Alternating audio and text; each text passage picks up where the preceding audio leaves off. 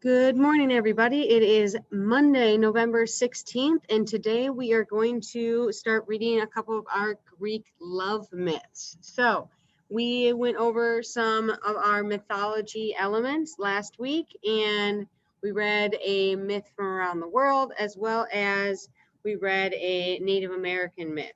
This week, we're going to be focusing on some of our Greek myths. Oh, we also read the origin myths of the Greek gods. This week we're going to read a couple myths having to do with love in the Greek stories. So if we go to, I'm going to share my screen here. We have, just got to share my screen. And here we are, Monday, November 16th. We have a warm-up, and we have the Greek myth Echo and Narcissus, and then this myth analysis worksheet. So here, you're going to look at it. It is a little bit like our worksheets from last week, but it's a little bit different. So for this myth, I want you to tell me the title. So that's where you put Echo and Narcissus. The conflict, what's the conflict in the story? What is the punishment and or reward? What natural phenomenon is it or are explained? And write a summary of the myth here. So I want you to take those really important words like the names and the verbs, and I want you to try to write a summary. And the myth is Echo and Narcissus. So I have a copy of it as a PDF. I also have it right here for myself. So if you are cohort B, you will be doing this at home. If you're cohort A, you're doing it with me. If you are a DL student, you're just like cohort B, you're doing it at home. So we're going to look at this, and I'm going to read, and then that'll be it for today. So we're going to start reading here. Echo was a beautiful nymph, fond of the woods and the hills, where she devoted herself to woodland sports. She was a favorite of Diana, and she attended her in the chase. But Echo had one failing. She was fond of talking, and whether in chat or argument, would have the last word. One day, Juno was seeking her husband, who she had reason to fear, was amusing himself among the nymphs.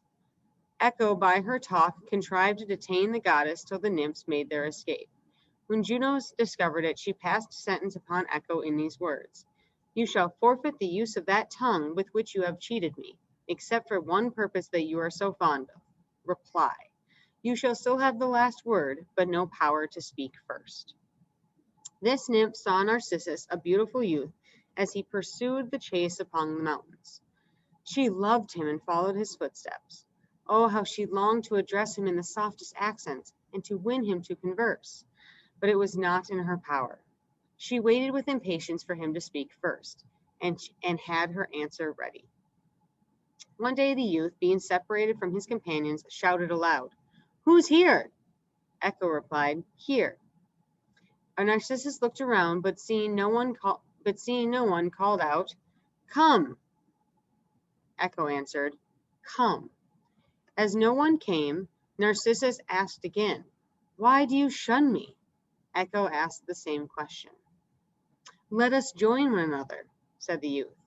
The maid answered with all her heart in the same words, hastened to the spot, ready to throw her arms about his neck. He started back, exclaiming, "Hands off! I would rather die than you should have me." "Have me," said she, but it was all in vain. He left her, and she went to hide her blushes in the recesses of the woods. From that time forth she lived in caves among the mountain cliffs. Her form faded with grief, till at last all her flesh shrank away. Her bones were changed into rocks, and there was nothing left of her but her voice.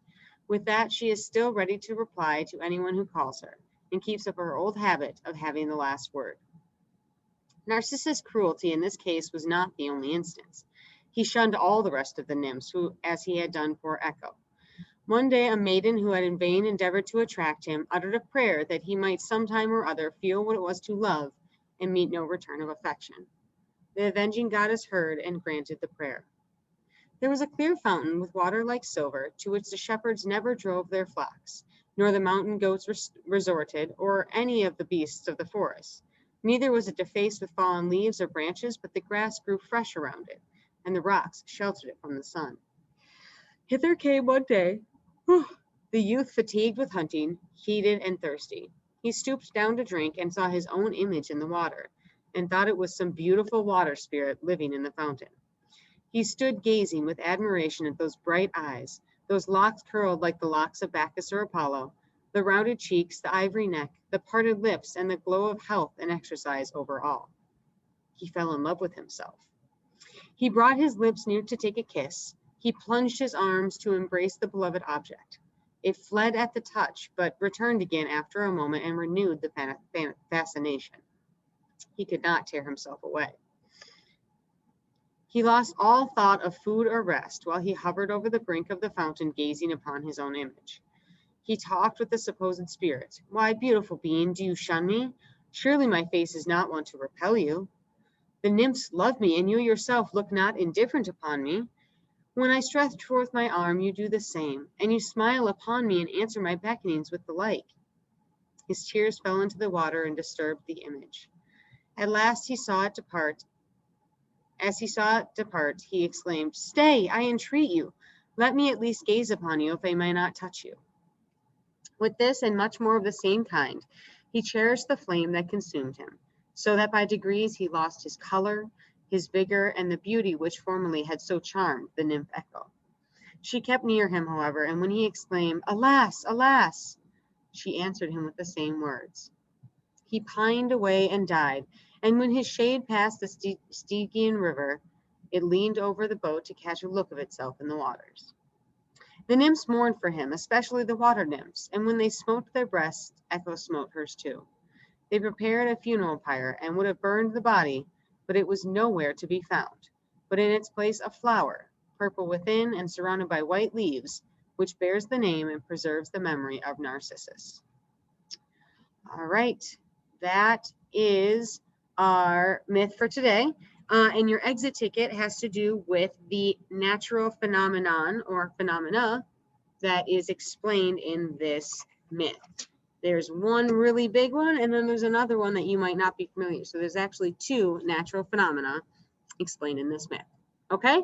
All right, let me know if you have any questions, and I hope you enjoyed Echo and Narcissus. Also, by the way, I misspoke earlier.